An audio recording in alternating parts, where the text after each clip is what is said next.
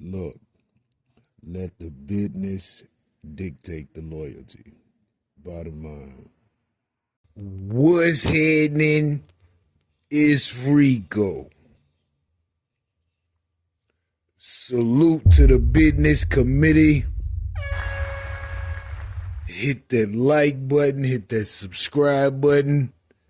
We in here. Diddy, Brother Love, Sean Combs. Damn. 3 more lawsuits. The first one, Diddy is facing a lawsuit filed by Kirk Burroughs, the co-founder and former president of Bad Boy Entertainment, who accuses Diddy of repeated, consistent, abusive behavior. The lawsuit details that Burroughs accuses Diddy of sexual abuse, coercion, violence, intimidation, career sabotage, and financial extortion, spanning more than a decade. The claim also details years of predatory behavior, repeated sexual harassment, including unwanted sexual advances, nudity, sexual overtones, and voyeurism. This nigga Diddy, yo, wild. Burroughs details an incident in 1995. Boy, they reaching back far as they can, ain't they?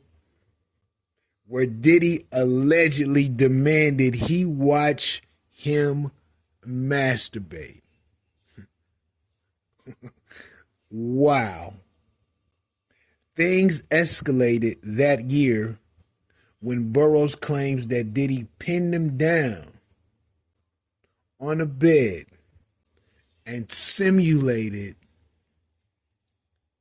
sexual intercourse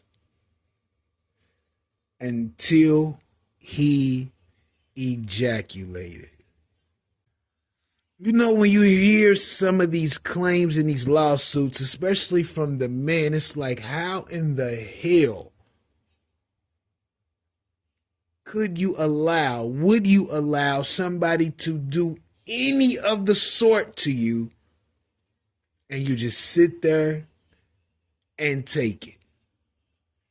Blows my mind when I hear gentlemen speak of these claims. Wow. He also alleges that Diddy asked him to give him hand jobs, blow jobs, and to use objects on him anally. But listen, I'm not saying this is true. Killer Cam, shout to Killer Cam, shout to the Dipset. He was on The Breakfast Club. He said he went into a room at Diddy's house and he said he found a big dildo and he couldn't understand why it was there. I think he asked Mace about it and Mace just kind of blew it off like it's Diddy, he be having parties, it is what it is. So this could have some truth to it, who knows? But to make a request for somebody to poke you in your bottom is crazy wild.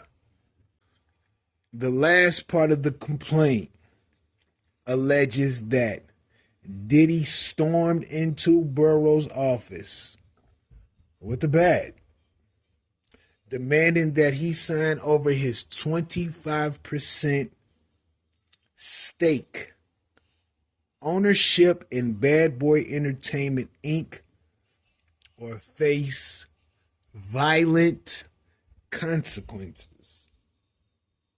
As a result, Burroughs relinquished his 25%, his ownership portion in Bad Boy Entertainment, and he continued on with his life while Diddy made attempts to erase his contributions to Bad Boy ENT.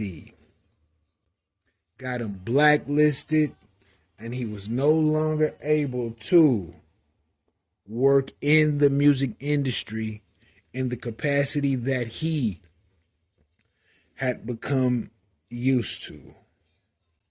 This nigga Diddy been moving wild the whole time, but it don't stop because we have 2 more lawsuits. The next lawsuit, a woman claims she was assaulted at the 4040 Club in New York City after someone drugged her drink at the club. These allegations date back to 2006. The woman, unnamed, another Jane Doe, she was in her 20s at the time, in Manhattan spending time with her sister.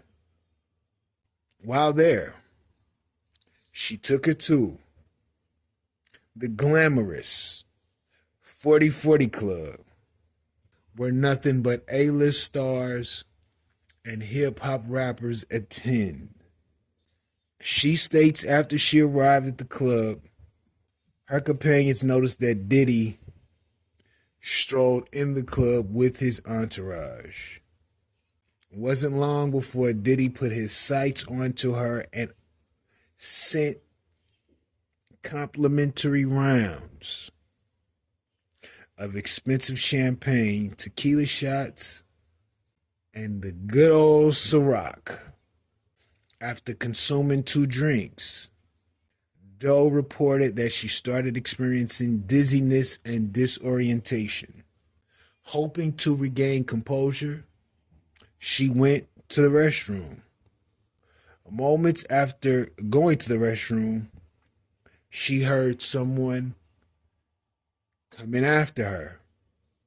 Initially giving it no response, she quickly realized she was in danger when the stall door opened aggressively. Standing before her was Diddy with his genitals exposed as he aggressively approached her and violently grabbed her neck with one hand, forcibly directing her head towards his groin, simultaneously reaching under her dress, gripping her breast with the other hand. Diddy say, allegedly, I'm taking that. I'm taking that. Damn. But it don't stop here. Another lawsuit filed by Sarah from the band. She claims in her $60 million lawsuit that Diddy accused of sexual harassment, assault, battery, and career sabotage. Sarah states he created an inhumane working environment while on the famed show Making the Band. She also claims Diddy sexually harassed her by backing her into a corner, touching her inappropriately, and making suggestive comments. She also alleges that Diddy controlled her eating, sleeping schedule, mocked her appearance, and scrutinized her in a sexual and humiliating manner. Her lawsuit cites the infamous cheesecake incident as well as career sabotaging post the famed Making the Band show.